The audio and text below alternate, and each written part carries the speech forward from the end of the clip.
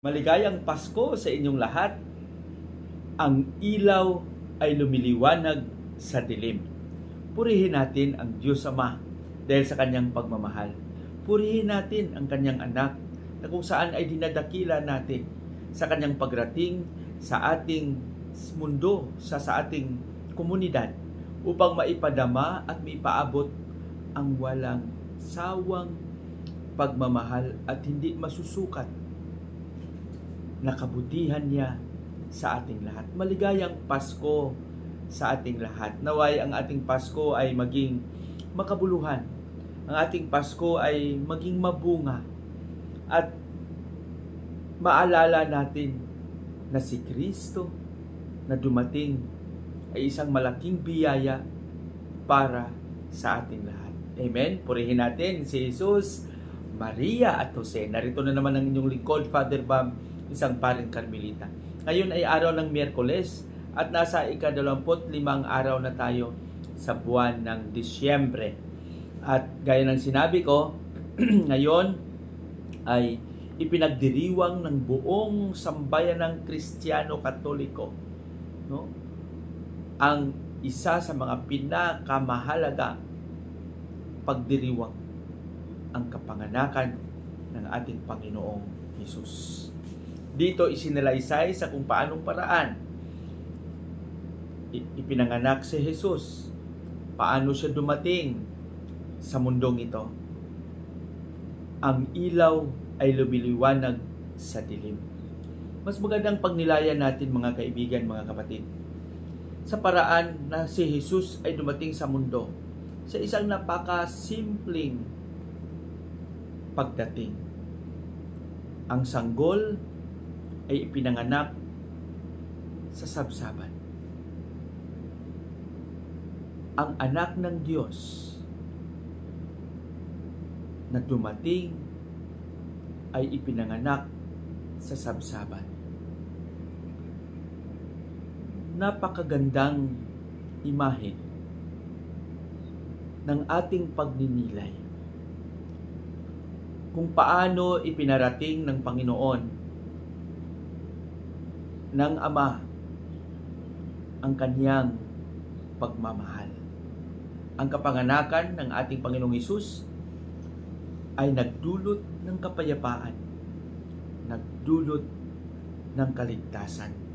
Kaya siguro mas magandang tanungin din natin ang ating sarili, lalong-lalo na sa ating pamamaraan ng pagpapahayag ng ating buhay, yung ating lifestyle. Bato-bato sa langit minsan,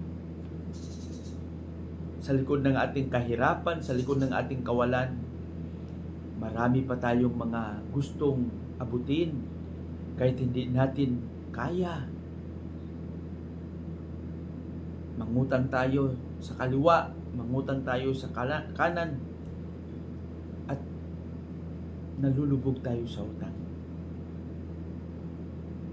Minsan, hindi tayo nag-iisip na mamuhay ng kontento lamang sa bunga ng ating pagsisikap. Minsan nakalimutan nating mamuhay ng kung ano ang mayroon lang at hindi tayo maghanap ng wala sa atin.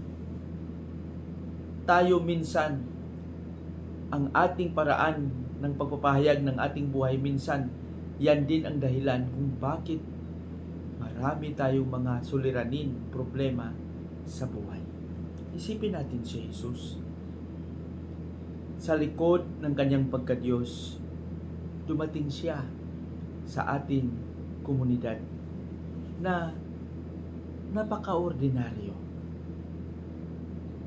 At yung larawang ito ay nagpapaalala sa atin na maging kontento lang tayo sa kung ano ang mayroon tayo, dala at bunga ng ating mga pagsisikap.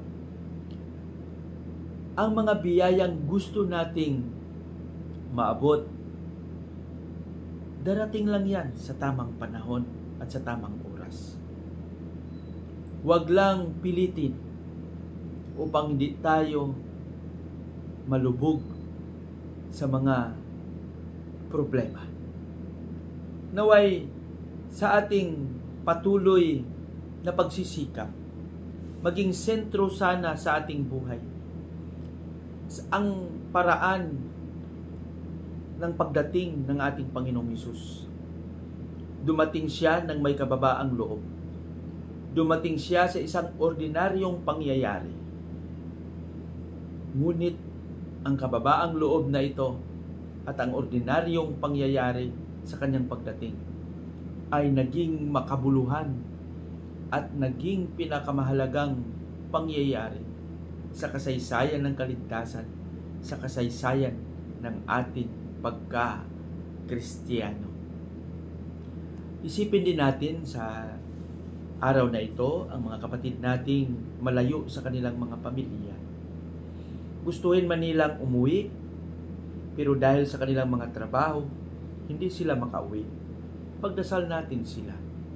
Ang mga nagtrabaho sa malalayong lugar, ang nagtatrabaho sa karagatan, ang mga nagtatrabaho na walang-wala, ang mga pamilyang nagkakahiwalay dahil sa makataong dahilan, ang mga kabataang walang ina, walang ama, walang mga magulang, ang mga magulang na inabando na at iniwan ng kanilang mga anak.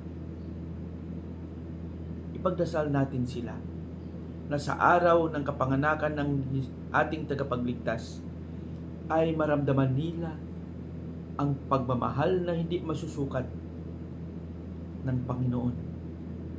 Sana maging instrumento tayo ng pagsilang ng Panginoong Hesus sa bawat isa. Sana magdala din tayo ng mabuting balita sa bawat isa. Amen? Sa muli, maligayang Pasko sa inyong lahat.